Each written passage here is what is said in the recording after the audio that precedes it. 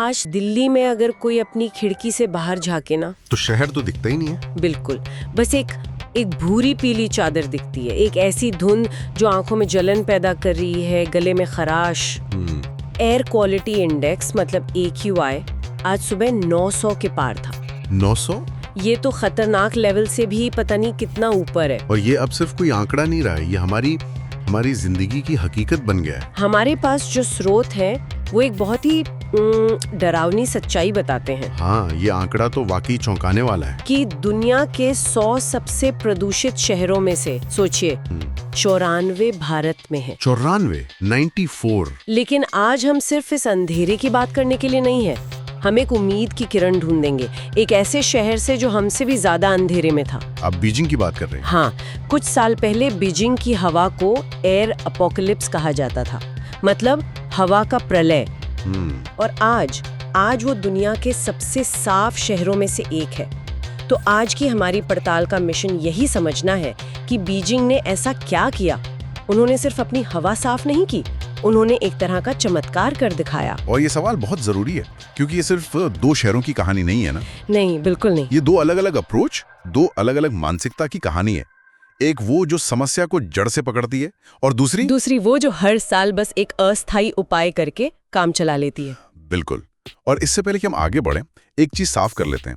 हम बार बार PM 2.5 का जिक्र सुनेंगे। हाँ, ये जरूरी है। तो PM 2.5 हवा में तैरते वो जहरीले कण हैं जो हमारे बाल से भी 30 गुना ज्यादा पतले होते हैं। 30 गुना? इतने छोटे कि सांस लेने पर ये फेफड़ों को पार करके सीधे हमारे खून में मिल जाते हैं और वहां से दिल, दिमाग, हर अंग तक। ये एक अदृश्य दुश्मन है। ठीक है, तो इस अदृश्य दुश्मन से लड़ाई को समझते हैं।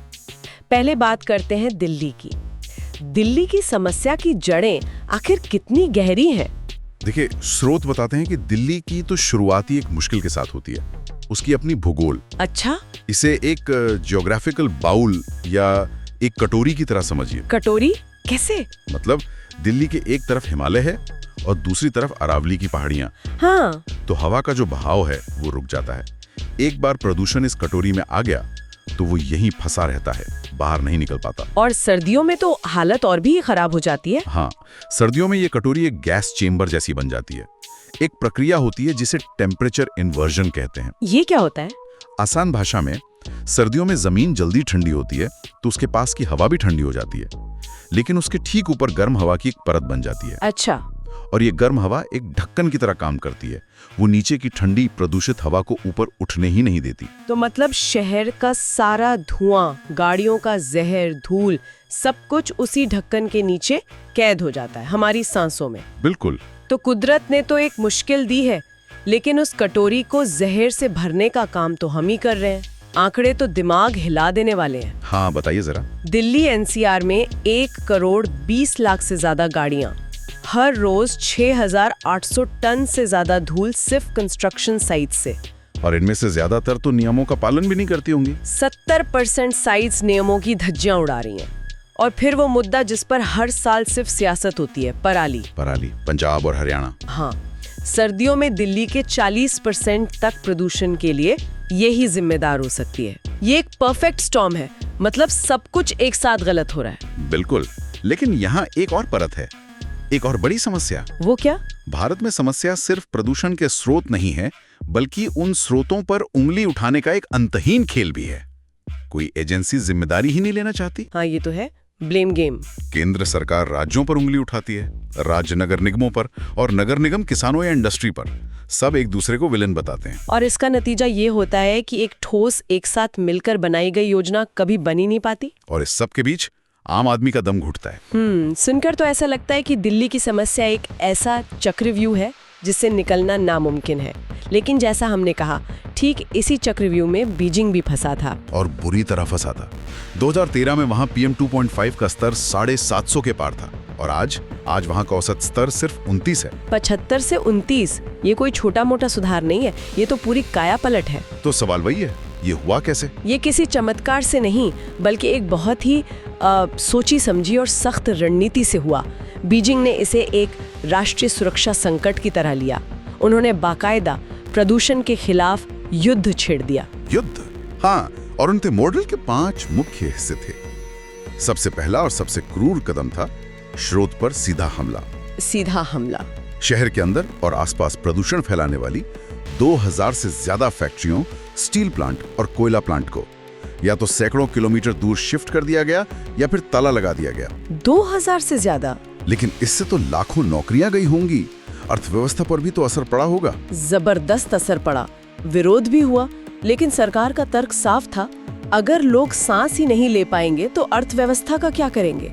उन्होंने मुआवजे दिए, मजदूरों को नई स्किल सिखाई, लेकिन अपने फैसले से पीछे नहीं हटे। अच्छा, और दूसरा कदम? दूसरा बड़ा कदम था ऊर्जा के स्रोत में बदलाव। दशकों से बीजिंग के घर सर्दियों में कोयले से गर्म होते थे।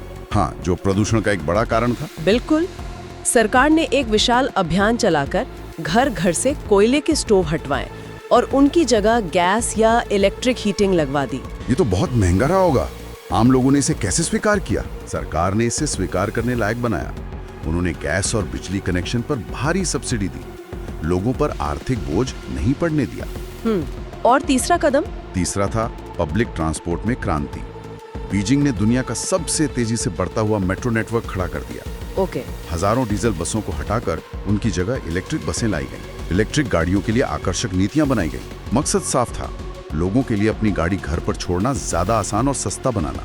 घर, फैक्ट्री, गाड़ियां, ये सब तो ठीक है, लेकिन उस एक समस्या का क्या जो भारत में सबसे ज्यादा सिरदर्द है, पराली? बिल्कुल, ये उनका चौथा कदम था और यही भारत के लिए सबसे बड़ी सीख है। वो क्या? उन्होंने किसानों को विलेन नहीं बनाया, उन्हें समाधान का हिस्सा बनाया। उन्होंने पराली जलाने को आर्थिक रूप से घाटे का सौदा बना दिया। अच्छा, वो कैसे? एक तरफ उन्होंने किसानों को हैप्पी सीडर जैसी मशीनें खरीदने के लिए 90% तक सब्सिडी दी। ये मशीन बिना पराली जलाए उसे खेत में ही खाद बना देती है। ठीक है। और दूसरी तरफ उन्होंने सैकड़ों बायोमास पावर प्लांट लगाए जो किसानों से उनकी पराली एक अच्छी कीमत पर खरीदते थे। तो अब किसान के लिए पराली बेचना ज्यादा फायदेमंद हो गया था। बिल्कुल। नतीजा, सिर्फ 3 साल के अंदर पराली जलाने की घटनाओं में 70% से ज्यादा की कमी आ गई। ये तो कमाल है। योजनाएं तो बेहतरीन हैं, पर असली सवाल तो वही है, ये सब जमीन पर लागू कैसे हुआ इतनी सख्ती से?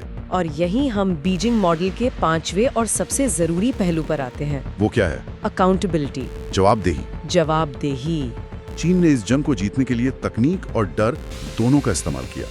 उन्होंने हाई रेजोल्यूशन सैटेलाइट्स और जमीन पर हजारों सेंसर्स का एक नेटवर्क बिछा दिया जो 24 घंटे नजर रखता था।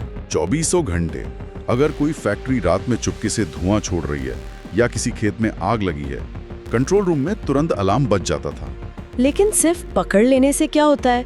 हमारे यहाँ भी तो नियम तोड़ने वाले पकड़े जाते हैं। यहीं पर उन्होंने वो मास्टर स्ट्रोक खेला जो सब कुछ बदल देता है।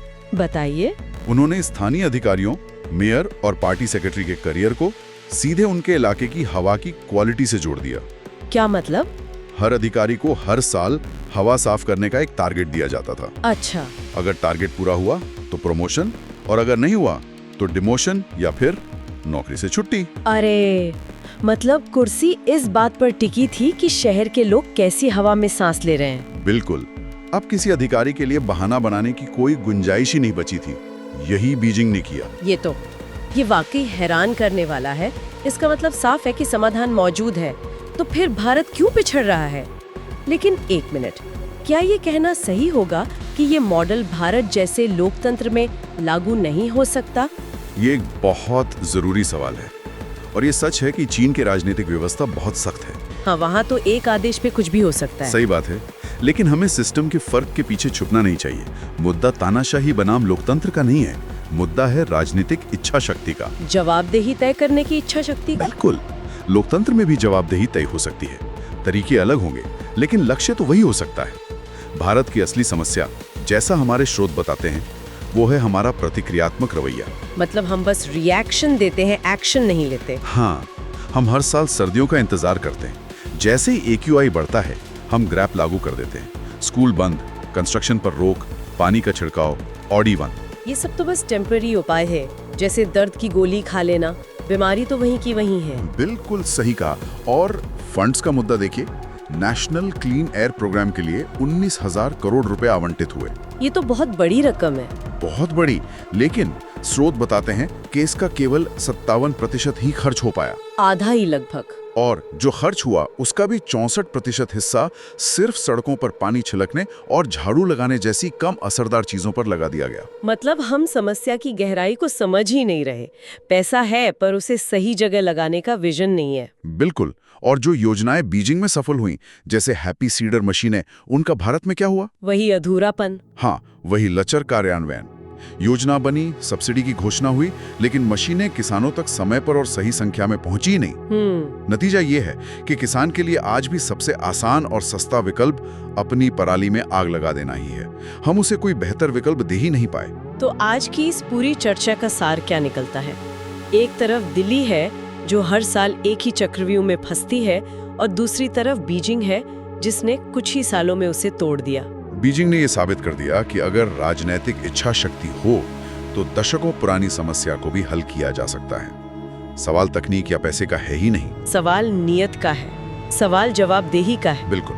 और अगर हम इसे बड़ी तस्वीर में देखें तो बीजिंग ने इसे सिर्फ एक सरकारी कार्यक्रम की तरह नहीं लिया, उन्होंने इसे एक जन आंदोलन बना दिया, एक युद्ध जिसमें सरकार, प्रशासन, कंपनियां, नागरिक सब एक साथ खड़े थे। ये दिखाता है कि जब समाज और सरकार मिलकर किसी लक्ष्य के लिए काम करते हैं तो बड़े से बड़ा बदलाव भी संभव है। ये किसी एक की नहीं बल्कि हम सबकी जिम्मेदारी है। और इसी सोच के साथ हम आज की ये पड़ताल समाप्त करते हैं, श्रोताओं के लिए एक अंतिम विचार के साथ। क्या सरकार के आंकड़े या समाधान आपको असली लगते हैं? इसी से जुड़ा एक और सवाल है जिस पर सोचना जरूरी है। अगर बीजिंग में एक अधिकारी का प्रमोशन और उसकी नौकरी सीधे तौर पर इस बात से जुड़ी हो सकती है कि उसका शहर कितनी साफ हवा में सांस ले रहा है, तो भारत में ऐसा क्यों नहीं हो सकता? हाँ, भारत में ऐसा क्यों नहीं हो सकता? शायद जिस दिन हमारे चुने हुए प्रतिनिधियों और अधिकारियों का पैमाना सिर्फ चुनाव जीतना नहीं बल्कि हमारे शहरों का AQI मीटर होगा, उस दिन शायद प्रदूषण के इस घनी धुंध में हमें समाधान का रास्ता साफ नजर आने लगेगा। इसी विचार के साथ आज के लिए बस इतना ही। जल्द मिलेंगे कुछ और महत्वपूर्ण जानकारियों के विश्लेषण के साथ।